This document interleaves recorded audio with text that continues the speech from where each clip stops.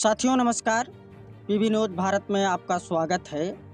साथियों, पिछड़ा वर्ग प्रदेश अध्यक्ष चौधरी लौटर राम निषाद आज पहुंचे लभुआ विधानसभा 190 में नन्हे राम निषाद के आवास पर।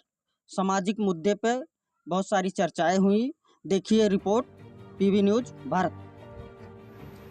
देखिए, समाजवादी पार्टी के मुखिया माननीय अखिलेश यादव जी के निर्देशानुसार लखनऊ से पूरब के जो भी जनपद हैं या कह लीजिए पूर्वांचल के जो जिले हैं, वहां पर हमें सामाजिक टो लेने के लिए और समाजवादी पार्टी का संगठन कैसे मजबूत हो, समाजवादी पार्टी का जो पीडीएफ फार्मूला है उसको कैसे और दुरुस्त किया जाए ताकि 2027 के विधानसभा चुनाव में समाजवादी पार्टी सफलता का परचम लहराने में सफल हो। और मैं माननीय राष्ट्रीय अध्यक्ष जी के निर्देशानुसार 3 दिन मेरा प्रवासी कार्यक्रम जौनपुर का रहा है और आज मैं सुल्तानपुर के 190 लभुआ विधानसभा में मेरा प्रवासी कार्यक्रम हुआ। कई गांवों में मैं अपने लोगों के और नन्हे लाल निषाद जी हमारे अच्छे नेता हैं, यहाँ के समाज में अच्छी इनकी पकड़ और पहचान है और इनके माध्यम से अगल बगल के कई गाँवों में हमने अपने लोगों से टो लेने का प्रयास किया कि उनका नजरिया समाजवादी पार्टी के क्या है। और इसी कार्यक्रम के तहत जो है कि आज मैं लभुआ विधानसभा में आप लोगों से मुखातिब हूँ। सर, देखा जाए तो आप क्षेत्र में लगातार भ्रमण कर रहे हैं, तो भ्रमण के दौरान क्या समस्या है लोगों में, किस तरीके की अभी भी दिक्कत बनी है, क्या किस तरह की दिक्कत निकल के आ रही है, युवा हो या किसान हो या किस तरह की कोई कुछ मिला आपको इनपुट? देखिए, भारतीय जनता पार्टी ने जो वादे किए थे समाज के साथ, नौजवानों के साथ, छात्र नौजवानों के साथ, किसानों के साथ, आज जो है कि हमारे छात्र नौजवान और किसान अपने को बदहाल महसूस कर रहे हैं। मोदी जी ने क्या कहा था कि हर साल 2 करोड़ नौकरियां हम देने का काम करेंगे। 2 करोड़ नौकरी तो नहीं मिली, 1.5 करोड़ नौकरी लोगों की खत्म कर दी गई। तमाम सरकारी संस्थान जो देश की तरक्की के लिए कांग्रेस पार्टी या गैर भाजपा दलों ने बनाया था, गेल, सेल, भेद, रेल, ओएनजीसी हो, एनटीपीसी हो, पावर प्लांट हो, चाहे कोल माइंस हो, पोर्ट ट्रस्ट हो, कॉटन मिल्स हो और फर्टिलाइजर्स कंपनी हो और शुगर कंपनी हो, उनको सारे निजी हाथों में दे करके और विशेष करके गुजरात के बनियों के हाथ में सौंप करके जो है रोजगार और नौकरी के अवसर को खत्म करने का काम किया। अगर हमारे पीडीए के लोग जो केंद्रीय आरक्षण नियमावली के तहत ओबीसी को 27%, एससी को 15%, एसटी को 7.5% आरक्षण कोटा निर्धारित है। उत्तर प्रदेश आरक्षण नियमावली 1994 के तहत परम पूज्य मुलायम सिंह यादव जी ने ओबीसी को 27, 21%, एससी को 2%, एसटी को आरक्षण कोटा देने का काम किए थे।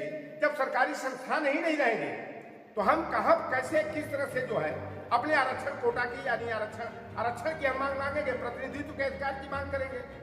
आज जा रहा हूं क्षेत्र में, जनता बेहाल है, परेशान है और ये 5 किलो राशन देकर के जो हमारे लोगों को जाहिल, जपार, अपाहिज बनाने का, कामचोर बनाने का प्रयास है सरकार कर रही है। क्योंकि हिटलर ने कहा था और मुसोलिनी ने कहा था कि अगर देश में लंबे समय तक शासन करना तो हमें जनता को केवल रोटी तक से पेट तक सीमित रखना होगा। आप गुलवलकर की 2 किताब पढ़ लेना, bunch of thought, we are our nation who define, कि ओबीसी, एससी, एसटी, माइनॉरिटी के लोगों को किस तरह से गुलाम बना करके रखना है, लंबे समय तक शासन करना है तो इनकी शिक्षा दीक्षा को जो है कमजोर कर दो, ओबीसी, एससी के लोग पढ़ न पाए। इसी के तहत न्यू एजुकेशन पॉलिसी सरकार ने लाया। मिड डे मील की जो योजना है वह भी जो है हमारे पिछड़े दलित समाज के बच्चों का भविष्य अंधकार में डालने का काम किया जा रहा। और यह भी सरकार ने जो न्यू एजुकेशन पॉलिसी लागू किया है, आपके बेटे परिसरी विद्यालय में जाते हैं, सरकारी प्राइमरी स्कूल में जाते हैं, वहां कटोरा लेकर के जो बच्चा खिचड़ी के लिए जाता है उससे डॉक्टर, इंजीनियर बन जाए, आईएएस, आईपीएस, प्रोफेसर बन जाए, यह अपेक्षा नहीं किया जा सकता। और आपकी औकात नहीं है, आर्थिक इतनी कमजोर है कि कॉन्वेंट स्कूल, मिशनरी स्कूल है, इंग्लिश मीडियम के स्कूल है, वहाँ आपके बच्चे नहीं पढ़ेंगे। यह सरकार 1 नेशन 1 इलेक्शन की बात करती है। मैं तो कहता हूँ कि सरकार राशन फ्री में देना बंद कर दे। हमें फ्री एजुकेशन और फ्री हेल्थ की जरूरत है और 1 नेशन 1 एजुकेशन और सिलेबस की जरूरत है। जो कॉन्वेंट स्कूल में जो पढ़ाई होती है वही पढ़ाई जो है प्रसिद्धि विद्यालय और बेसिक प्राइमरी पाठशाला में भी होनी चाहिए। और राजा का बेटा हो या अमीर का बेटा हो चाहे गरीब का बेटा हो, सबके लिए एक सिलेबस की पढ़ाई होनी चाहिए, एक तरह की शिक्षा की व्यवस्था होनी चाहिए। तब देश तरक्की करेगा, तब समाज में जो है समतामूलक समाज की स्थापना संभव है। प्रधानमंत्री द्वारा अभी सर जम्मू कश्मीर में की पहलगाम घाटी में एक आतंकी घटना को अंजाम दिया आतंकवादियों ने, उस पर आप क्या आपको 2019 की घटना नहीं याद है क्या? जब लोकसभा का चुनाव 2019 का असर था और इंटरनल सर्वे रिपोर्ट आरएसएस की आई कि भारतीय जनता पार्टी पूरी तरह हार रही है, केवल 130 से 140 सीट जीत रही है। तो छद्म राष्ट्रवाद की भावना को पैदा करने के, जनता को गुमराह करने के लिए हिंदू मुसलमान कर, भारत पाकिस्तान कर, पुलवामा में 14 फरवरी 2019 को एक घटना हुई। सीआरपीएफ के जवानों को एयर लिफ्टिंग कराई जानी चाहिए। सत्यपाल मलिक ने भी कहा था ना कि इनको ऑन रोड नहीं ले जाना चाहिए, इनको एयर लिफ्टिंग कराना चाहिए था।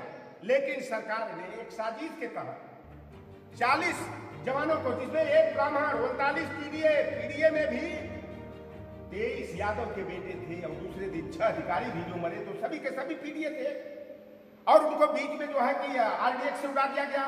ये मनमोहन सिंह को 2012 में जून 2012 में कहते थे कि आर्मी तुम्हारी, बॉर्डर सिक्योरिटी फोर्स तुम्हारा, सेना तुम्हारी, गृह मंत्रालय तुम्हारा, सरकार तुम्हारी। तो ये आतंकवादी कहां से आ जाते हैं? और ये कहते थे मोदी जी कि ये आतंकवादी दिल्ली दरबार से आते हैं। तो आज तो सवाल खड़ा होता है ना, आप मोदी जी की एनआईए कहां गई, राय एजेंसी कहां गई, गुप्तचर एजेंसी कहां गई, इंटेलिजेंस ब्यूरो कहां गया? तो उस समय पुलवामा में राष्ट्रवाद का मुद्दा उछालकर राजनीतिक लाभ ले लिए। अब टारगेट है बीजेपी का, आरएसएस का, बंगाल और बिहार में का चुनाव जीतना। और ये पहलगाम की जो घटना हुई है, वही 15 अप्रैल को निशिकांत दुबे भाजपा का सांसद जाता है अपना मैरिज एनिवर्सरी मनाने। पूरी चाक चौबंद आर्मी की व्यवस्था, पुलिस की व्यवस्था कराई जाती है। वहां की पुलिस जो है गृह मंत्रालय यानी अमित शाह के अधिकार क्षेत्र में आती है। तो निशिकांत दुबे की सुरक्षा के लिए तो चाक चौबंद व्यवस्था की गई। जहां 2000 से अधिक पर्यटक जा रहे हैं, वहां पुलिस कहां चली गई? 3 लेयर सिक्योरिटी जोन जो रहा, तो निशिकांत दुबे भाजपा का सांसद जाता है अपना मैरिज एनिवर्सरी मनाने। पूरी चाक चौबंद आर्मी की व्यवस्था, पुलिस की व्यवस्था कराई जाती है। वहां की पुलिस जो है गृह मंत्रालय यानी अमित शाह के अधिकार क्षेत्र में आती है। तो निशिकांत दुबे की सुरक्षा के लिए तो चाक चौबंद व्यवस्था की गई। जहां 2000 से अधिक पर्यटक जा रहे हैं, वहां पुलिस कहां चली गई? 3 लेयर सिक्योरिटी जोन जो रहा, तो आर्मी के जवानों को क्यों हटाया गया? यह बात है। 19 जो चेक पोस्ट थे उसको निष्क्रिय क्यों किया गया? 300 किलोमीटर भारतीय सीमा के अंदर पहलगाम में पाकिस्तानी आतंकवादी कहां गए? इनकी राय एजेंसी कहां गई? एनआईए इनकी कहां गई? गुप्तचर एजेंसी कहां गई? प्रश्न तो पूछा जाएगा ना। जब आप मोदी जी से प्रश्न पूछ सकते थे, तो हम तो आपसे एक आम जनता के हैसियत से मैं तो सवाल करूंगा कि मोदी जी बताओ। और देश, आप तो पहले कहते थे मैं देश का चौकीदार, तुम्हारी चौकीदारी कहां गई? और ये भाजपा वाले कहते थे हम भी मोदी के परिवार, हम भी मोदी परिवार, हम भी मोदी परिवार। यह देश की जनता क्या मोदी का परिवार नहीं है? और प्रधानमंत्री एक जिम्मेदार संवैधानिक पद पर बैठे हैं, देश के सर्वोच्च कुर्सी पर बैठे हैं, और प्रधानमंत्री की जिम्मेदारी बनती थी कि उन्हें पहलगाम में जाना चाहिए था, जम्मू कश्मीर में जाकर के प्रेस कॉन्फ्रेंस करनी चाहिए थी, पाकिस्तान के विरोध में जो नीति बनानी चाहिए थे, करार को खत्म करना चाहिए था। दिल्ली में वहां नहीं गए तो दिल्ली में प्रेस कॉन्फ्रेंस करनी चाहिए। लेकिन चुनावी लाभ के लिए पलटू राम के साथ बिहार के सीतामढ़ी में जाकर के खिस्सी बघाड़ते हुए जैसे कोई गम नहीं है।